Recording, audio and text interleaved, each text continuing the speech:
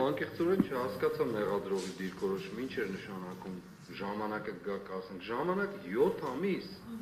անցել է պատվարժան դատարան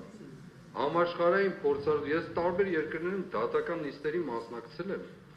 մեկ ապացույցը կեղծ կամ ոչ հավաստի բավական է որպես այդ գործընթացը կանգնի հիմա իմ հարցումը հետևյալն է ժամանակը անցել է 7 ամիսը պատվարժան դատարան Փորձաքննության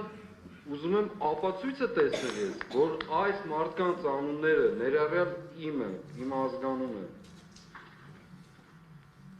իրենք են թե ոչ, մոնտաժված են այդ տեքստերը թե ոչ,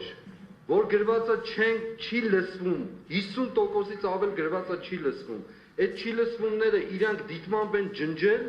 թե իսկապես չի լսվում Եվ այսպես շարունակ, բառեր ավելացված են թե ոչ, հիմա տեքստը, էջերով, հատորներով, այդ բոլորը կամ տեսել են կամ ոչ, դուք էլ անցյալ անգամ ասացիք, որ դուք չեք լսել, բայց դա կարևոր չի, չէ՞։ Բնականաբար դատարանը պետք է հետազոտի այդ ժամանակ։ Այո, հետազոտելուց առաջ, ապացույցները հետազոտելուց առաջ, մեկ էջանոց թուղթ կա փորձաքննություն անցած լինելու մասին, մեկ էջանոց ընդամենը, 30 հատոր չեն։ Ինչպես եք ուզում, որ ես ընդունեմ օրինական մյուս մարդիկ, որ այդ խոսակցությունները ապացույց կոչվածները, որոնք ես ասում եմ, եւ խնդրում եմ այսպես վերնագրել։ Սրանք միգուցե փաստեր են, բայց ապացույցներ չեն։ Սա ջուրը, սա փաստ է, որ շիշը, բայց ապացույց չունեմ, որ սա ինչ տեսակ շիշ է, ինչի՞ց է կազմված։ Հիմա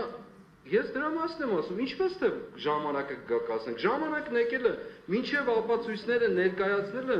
գործի մեջ մեկ էջանոց թուղթ պետք է գոնե լիներ, ասելու համար, որ այս տվյալներով անցել են այս փորձաքննությունը, հաստատված են այսինչ բաները, կա թե ոչ, ես դա եմ հարցնում։ Պատվարժան դատարանը, պատկերացնում եք, որ 7 ամսվա մեջ ոչ ձեռագիր, ոչ էլ ուրիշ կերպ Ոչ մի բան,